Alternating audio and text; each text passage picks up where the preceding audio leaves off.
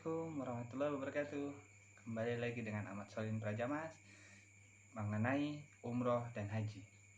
Channel yang membahas tentang umroh dan haji yang bisa kita gunakan dan menjadi referensi buat teman-teman. Kali ini kita akan bahas mengenai badal umroh. Nah, badal umroh itu ada dalilnya nggak sih? Nah, insya Allah kita akan bahas kali ini. Oke, jangan lupa untuk mensubscribe dan silahkan men-share dan mudah-mudahan menjadi kebermanfaatan buat kita semua. Oke, kita bahas mengenai badal umroh. Alhamdulillah. Jadi badal umroh itu ada dalilnya berkaitan dengan haji. Jadi suatu ketika ada seseorang yang melakukan umroh, ya, haji.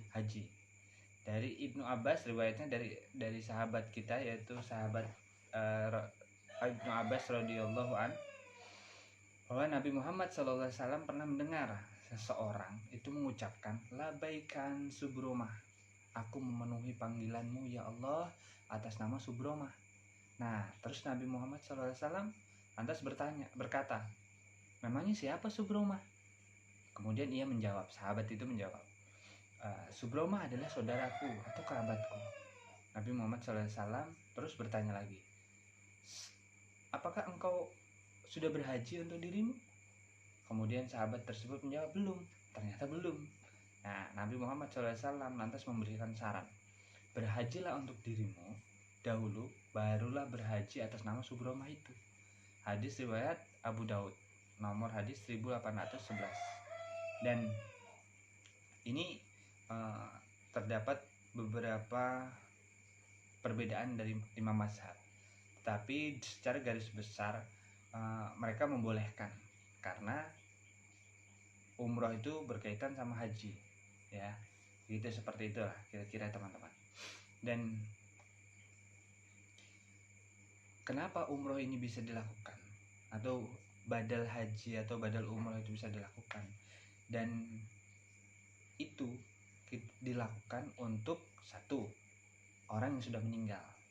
Jadi sangat baik itu, apalagi kita sebagai keturunannya teman-teman, ya, pasti menjadikan amal jariah berkaitan dengan orang yang telah meninggal tersebut. Contoh oleh orang tua kita atau kakek nenek kita, ya, atau saudara kita atau saudari kita, ya, itu bermanfaat banget. Kenapa? Karena itu jadi hadiah, ya, ketika di dalam kubur kita hadiahkan kebaikan umroh atau pahala umroh atau pahala haji, ya. Nah, ini satu tadi, yang pertama berkaitan dengan orang yang sudah meninggal. Nah, yang kemudian yang kedua, orang yang boleh dibadalkan haji atau badalkan umroh itu adalah orang yang sudah tua renta atau tidak tua renta tapi dia memiliki keterbatasan. Contoh karena umur, satu. Terus yang kedua karena akal atau pikiran atau secara fisik dia nggak mampu untuk melakukan umroh atau haji, ya, karena memang itu ibadah fisik, ibadah badan dan harta, ya. Secara harta dia mampu, ya, kemudian tetapi secara fisik tidak mampu. Karena apa? Contoh ketika dia berdiri untuk melakukan sholat atau tawaf, jadi tawaf, kemudian dia linglung atau jatuh atau tidak kuat atau tidak tahan, atau ketika didorong pun pakai kereta dia nggak tahan, ya. Nah, itu bisa dibadalkan. Nah, teman-teman, jadi ulama Syafi'i itu boleh melakukan badal umroh atau badal haji. Kemudian Imam Maliki menyatakan makruh tapi tetap dibolehkan, hukumnya syah. Kemudian Imam Hanafi menyatakan bolehnya menunaikan umroh dengan izin keluarga, atau kalau keluarga berarti dia masih hidup, ataupun terhadap dirinya ketika dia bisa diajak bicara, ya. Kemudian ketika dia sudah meninggal maka minta izin oleh kerabatnya itu. Terus para fuqaha itu membolehkan. Jadi ijtima ulama, secara garis besar ulama itu membolehkan semua ya.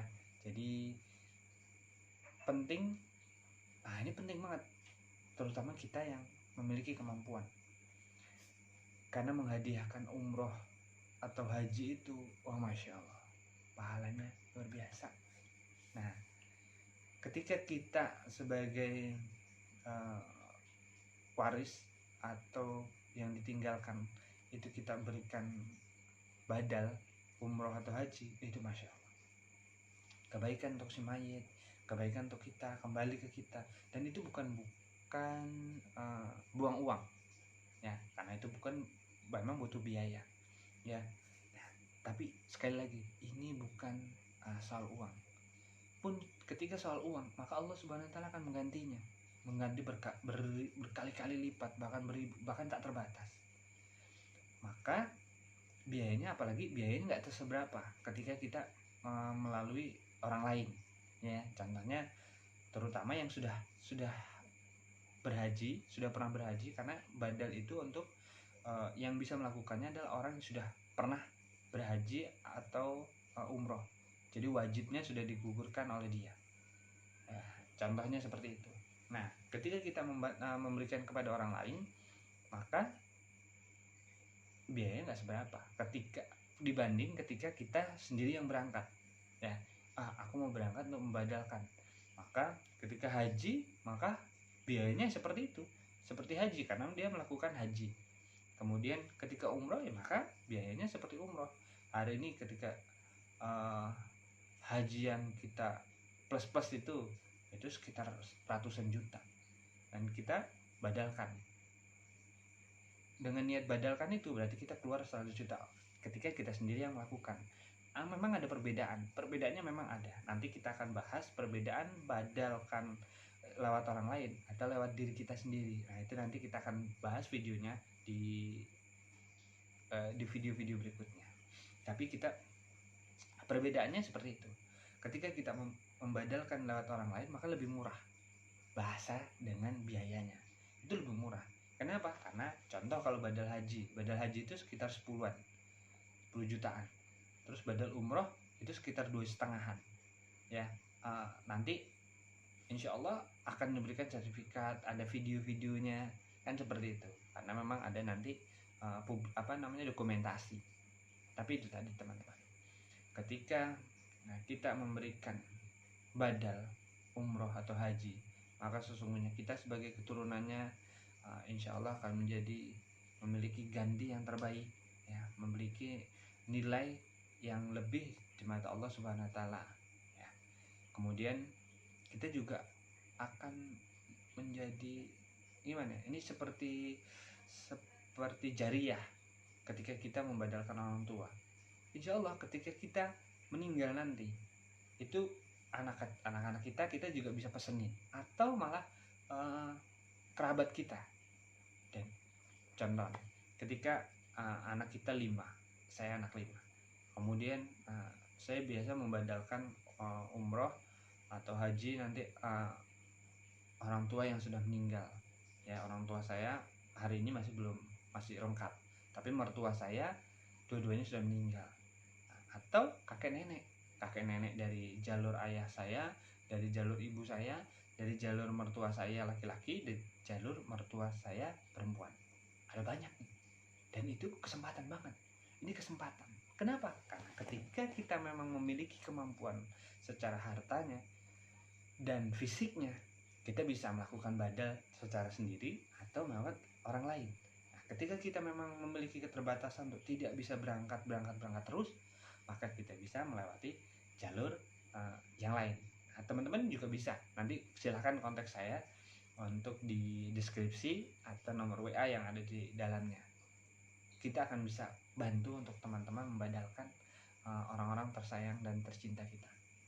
Tapi itu tadi teman-teman, ketika kita bisa membadalkan, itu artinya kita menghadiahkan pahala yang banyak sekali.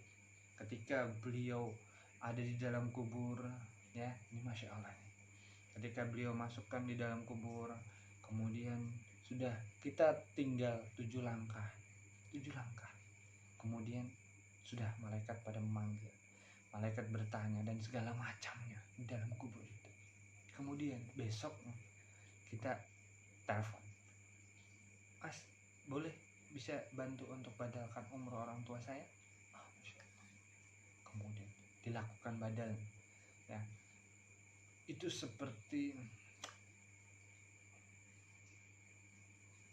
tanaman panen ya, panen atau hujan yang dari kering, ya, dari pertanyaan-pertanyaan yang Masya Allah. Ya mudah-mudahan pun ketika orang tua kita bisa menjawab dengan amal, ya semua yang kebaikan-kebaikan yang mereka lakukan terdahulu setelah semasa masih hidup, kemudian dihadiahkan dengan badal tadi, Masya Allah, maka akan jadi jalan lurus untuk mereka, di mana tidak ada pertanyaan yang berkaitan dengan menyakiti, ataupun pertanyaannya justru mengangkat orang tua kita.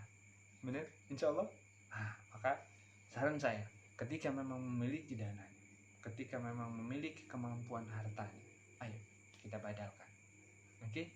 Kita badalkan orang tua kita agar menjadi jariah buat kita, dan juga keturunan kita, dan juga kerabat kita, keluarga kita. Oke?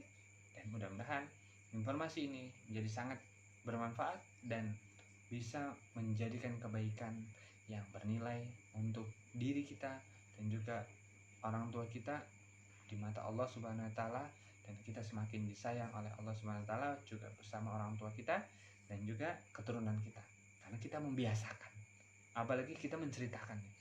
Jadi ini kita membadalkan nenek ya sayang, ini kita membadalkan kakek ya sayang. Seperti itu. Maka anak kita nanti akan ada interaksi, bertanya apa sih badal, maka kita bisa jawab. Ada banyak referensinya, kita bisa search di Google atau baca kitabnya, ya. Tadi seperti hadis yang dinyatakan oleh Abu Daud nomor 1811 tadi, ya kan. Nah kemudian kita bisa ceritakan, kita bisa interaksi, dan itu bisa menjadi saringan kita, jariah kita, kebermanfaatan ilmu dan juga amal-amal yang bisa bermanfaat. Oke, jadi badal umroh atau haji itu ada dalilnya dan kita bisa melakukannya berkali-kali, apalagi kita bisa memang memiliki kemampuan, ya. Buat yang tidak punya waktu, bisa lewat biru atau jasa yang bisa melayani itu, teman-teman bisa kontak saya, ya. Insya Allah bisa bermanfaatan buat kita dan para mutawif yang ada di Saudi sana.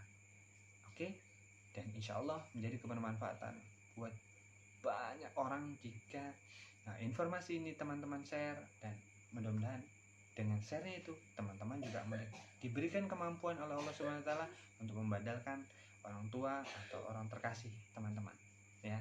Oke, sampai di situ dulu, dan semoga menjadi kebermanfaatan buat kita semua. Jangan lupa untuk di-subscribe dan di-share sebanyak-banyaknya kepada teman-teman semua, dan mudah-mudahan kebermanfaatan ini menjadikan kebaikan oleh kita semua di mata Allah Subhanahu wa taala.